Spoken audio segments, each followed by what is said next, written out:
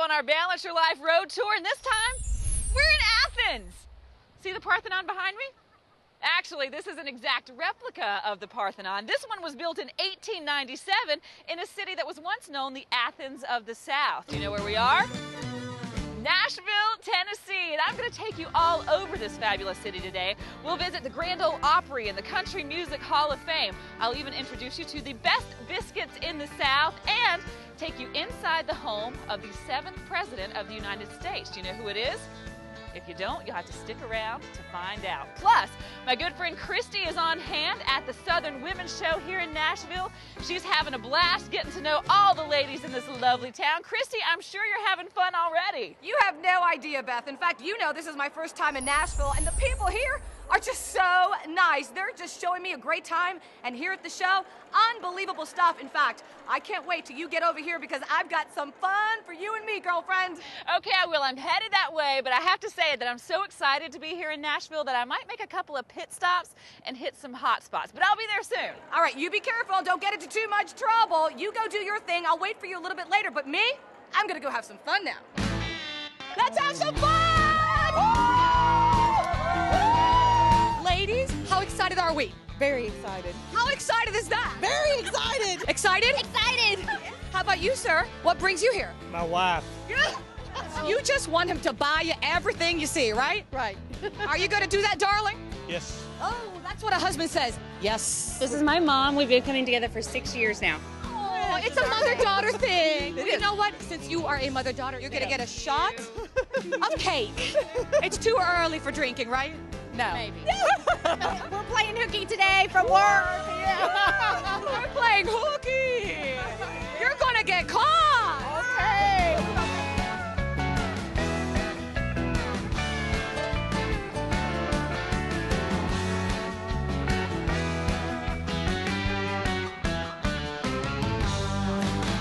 I got Barbara, I got Leanne, mother-daughter, having fun here at the Southern Women's Show. You're both moms? Yes. How do you balance it all? Well, I babysit my grandchildren, so that's a big balance. You're lucky, you got a babysitter. Exactly. Of course you can balance it all.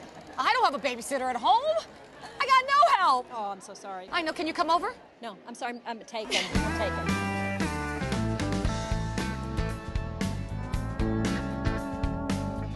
Oh, has a little flair. The sign reads, feel me. All right, let's feel. Ooh. Oh my gosh, wait a minute, wrinkles going away? Absolutely. Please, balance my life. It is the balancing act. So tell me, you're a mom and you're a grandma. You look great. Thanks. What do you do? You know what? I make sure that everything I do is fun. I just try to get a little bit of time for myself. And a little bit of white wine at night? Oh, a lot of white wine tonight. Tons of it. Girlfriend, I'm going to your house after this. Come on. I gotta tell you, Beth, I'm out of breath going all over this place. I'm loving it. I'm having a great time. This place is rocking and rolling. In fact, you know how much I love to spend money. Look what I got already. All right, so tell me, where in the world are you? Christy, I'm rocking out on stage at the Grand Ole Opry. I mean, how cool is this place? It is so amazing. They've actually broadcast a live radio show right here from this circle for 85 years, the longest running radio show in the world. So many famous people have performed right here on this stage, and now is my turn. Except I need a microphone. Didn't someone order a microphone for me? Do you not want to hear me sing?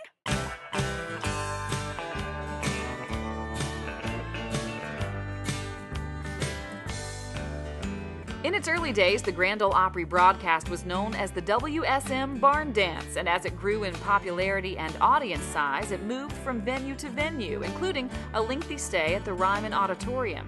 In 1974, it settled in the Opryland complex and still remains there today. Grammy-winning artists like Carrie Underwood and Keith Urban have graced the stage.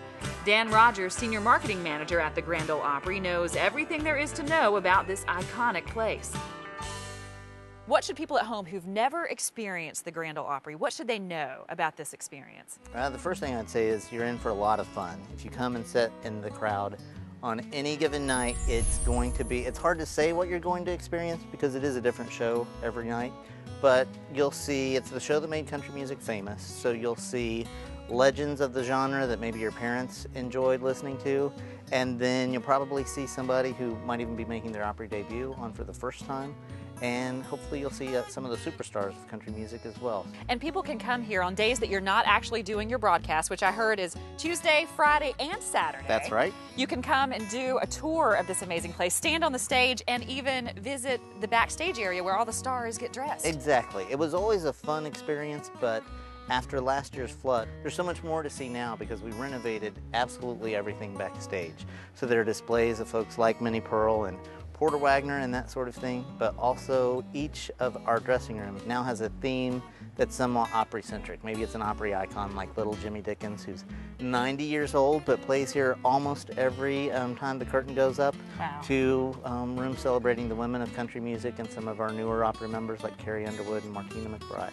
So it's a great look behind the scenes every time you take a backstage tour. Before I let you go, any other personal anecdotes or stories or fun things that people at home just wouldn't know about that you want to share? It's just, I would just encourage people when they come to the Opry to not only, you know, sit and be entertained by whoever might be center stage, but be sure to look off in the wings as well, because it's just fun to kind of create in your mind what might be happening back there. I mean, so much country music history has been made on the stage, but also on the sides of the stage. And Johnny Cash met June Carter for the first time backstage at the Opry and said, "I'm gonna marry that woman someday." So you never know what you might see, who you might see on the center of the stage, and what you might see happening on the sides of the stage too.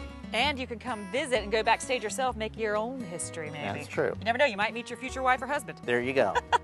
Thank you so much. Thank Dan. you. Appreciate you being It's a here. pleasure. The Grand Ole Opry is only part of the reason that Nashville is known as Music City. Music has always been a common thread connecting the city and its people. Nashville's first celebrity, Davy Crockett, was known far and wide for his colorful stories and his fiddle playing. And as the 1800s unfolded, Nashville became a center for music publishing and was the home of the very first world-touring musical act, the Fisk Jubilee Singers.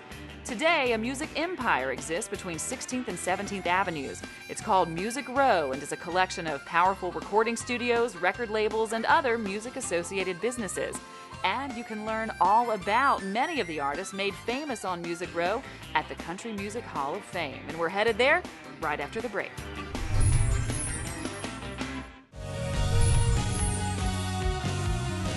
Welcome back, everybody. I'm in the middle of downtown Nashville, Tennessee, right in front of the world-famous Ryman Auditorium. True music fans say that this place has the best acoustics in the country, and music legends like Hank Williams and Patsy Cline and Tammy Wynette, they've all played there. And true music historians who want to know more about those famous musicians, they take a stroll right down the street to the Country Music Hall of Fame, and that's where I'm headed.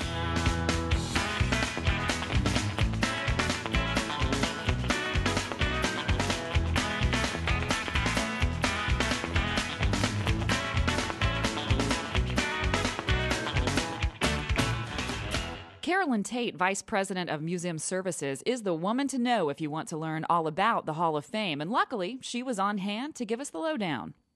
Carolyn, tell me what people can expect if they want to pay a visit here to the Country Music Hall of Fame. You know, we've got things here from all their favorite fans, very, very famous people like Elvis Presley and Tammy Wynette, George Jones, Patsy Cline, Hank Williams, and then we have tremendous amount of hillbilly couture, and then over 200,000 recordings. So we have almost everything to document the country popular musical culture. Do you have exhibits that people are really drawn to that you see are some of the most popular pieces that people want to see? I know I saw Elvis Presley's gold piano and I saw Patsy Cline's dress. I was so excited about that.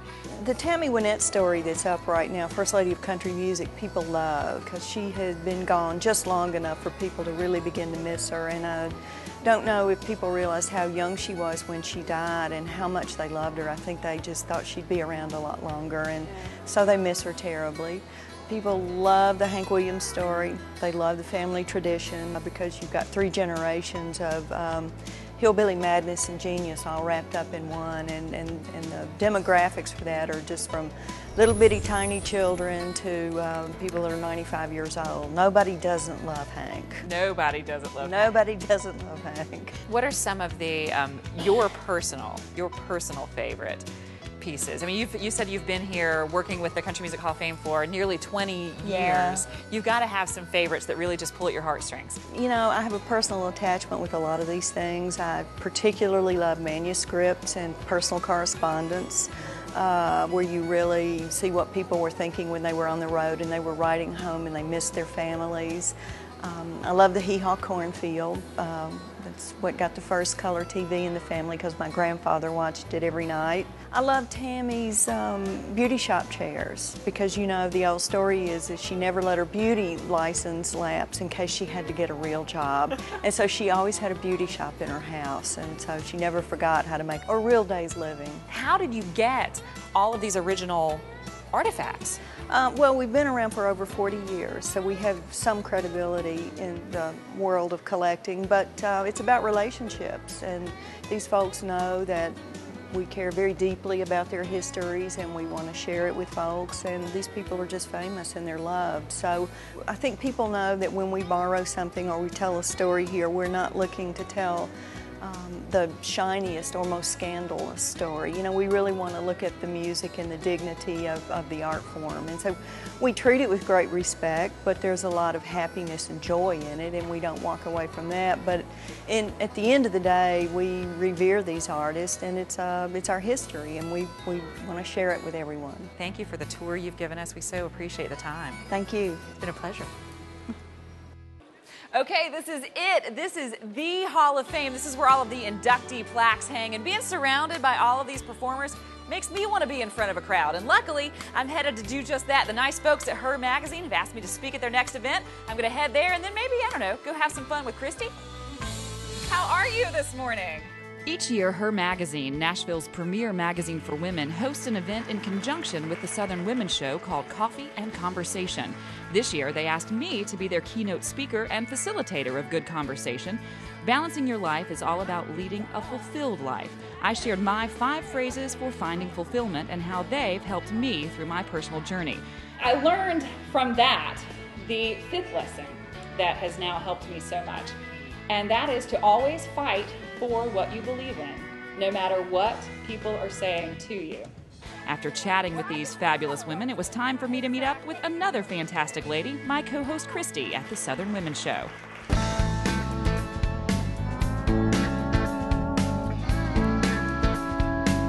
Oh, this is cool. What is this? This is Sunny Band. Have you been introduced to the band? No, I have not been introduced to the band. Oh, well, there we go. What do you think? You look fabulous, girl. Beth, get ready. You're going to wear one with me. Hi! What's up? Tell me about the speech. How was it? Oh, it was awesome. The ladies were so amazing, and I'm sorry, but I have to ask, what the heck is on your head? I didn't think you'd notice. It's like a bird. I got you one. Thanks. Aren't you happy? I'm so happy. This feels like something that you would wear like in the Roaring 20s or something. Let's do the Charleston. Oh, do you know it? Yes. This is giving me a headache. Are you having a great time? Yes! Oh, yes! She's like, yes!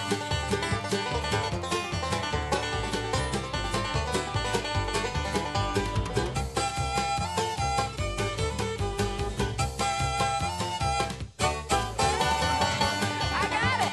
Pumped up, good luck! Y'all gonna win some fabulous stuff on the wheel!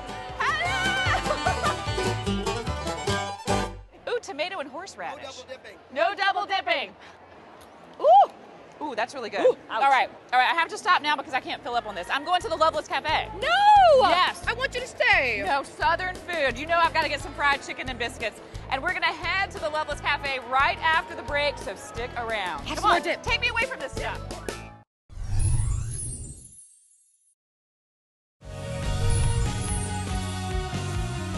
Now, most of you know that I am a true Southern girl who loves true Southern food, so I couldn't pay a visit to Nashville without visiting the Loveless Motel and Cafe. Celebrities, locals, and visitors alike frequent this hot spot for things like Southern fried chicken and country ham with red-eye gravy and their world-famous biscuits. They've been serving them up for 60 years right here off of Highway 100.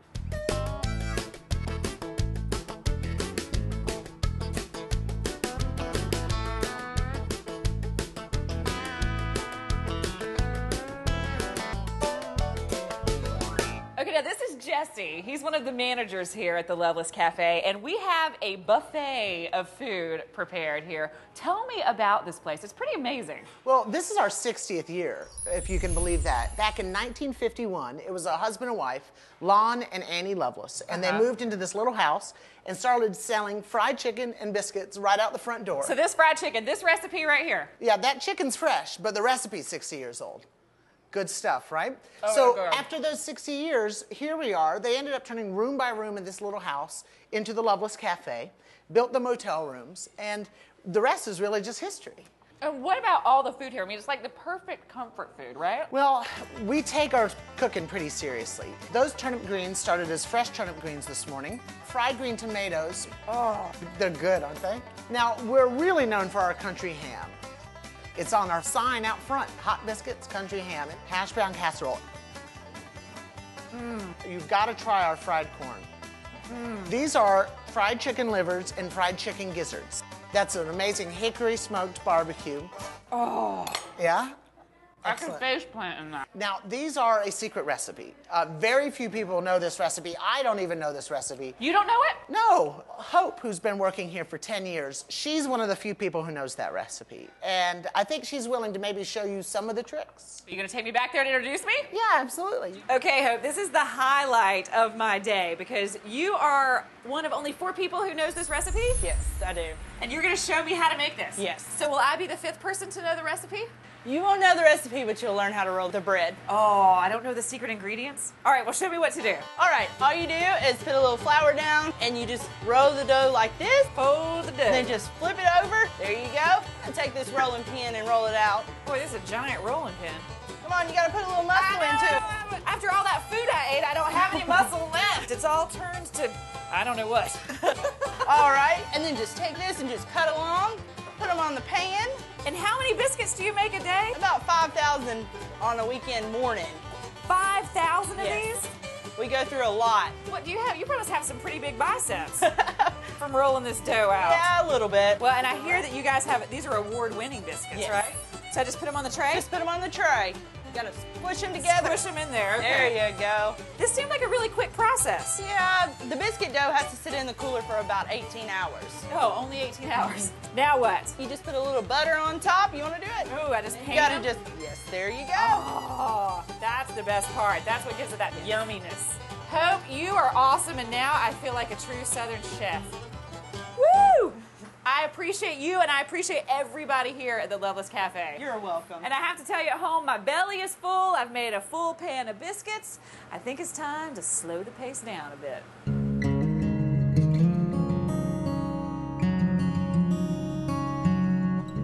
If you're looking for a slower pace, you will feel like you've been whisked away to that simpler time when you visit the Hermitage, the plantation home of the 7th President of the United States, Andrew Jackson. He built the home for his beloved wife, Rachel, in 1821, 7 years before he was elected president. The home was open to the public in 1889, and more than 15 million visitors have marveled at its beauty. The Hermitage is considered one of the most authentic presidential home sites in the country. You can see original artwork, furnishings, personal items, even some of the original wallpaper. And no one knows this home better than Jason Nelson, and he's the VP of Marketing here at the Hermitage. Tell us about this fascinating, so well-preserved home. President Jackson and his wife, their story is the ultimate love story. It's like something out of a movie. Yeah. Her presence is felt even today throughout the home. In fact, the wallpaper tells the story of Telemachus, which is a Greek mythology that was very popular during the time. And after Rachel died, Jackson even carried around his neck a miniature of her and went out to the garden to visit her every single day up into his death. And there are also personal items that they just used in everyday life? Absolutely, from china to their chairs to Jackson's old newspapers to books.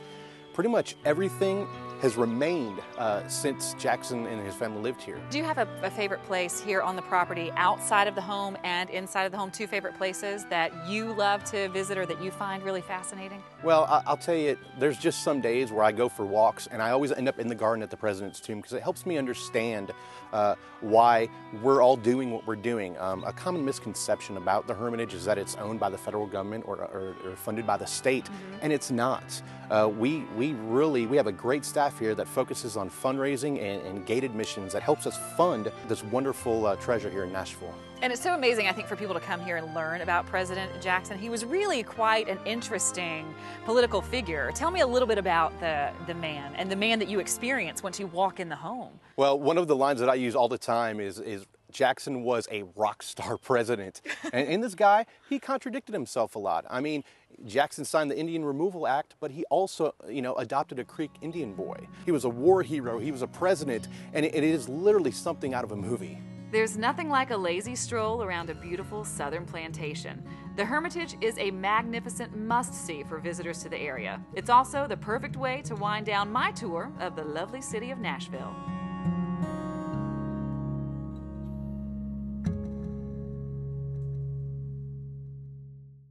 And when you're ready to really wind down, you have to find the perfect place to stay. And here in Nashville, I chose the Hotel Indigo. I mean, look at this place. Look at this lobby. I'm here having a glass of champagne. Christy's supposed to join me. Christy, where are you? I'm at the Hotel Indigo. Look at the suite they gave me, Beth. Isn't this gorgeous? I am just loving this. I'm in heaven. I'm relaxing. I'm exactly where I'm supposed to be.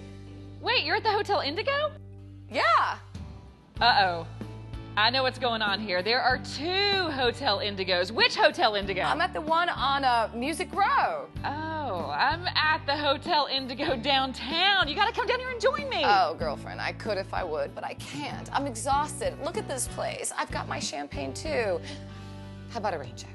Okay, since they gave you a suite, I will take the rain check. I guess I'll have to enjoy this champagne on my own. So I guess that's it, everybody. That's our Nashville stop on our Balance Your Life road tour. Until next time. Cheers.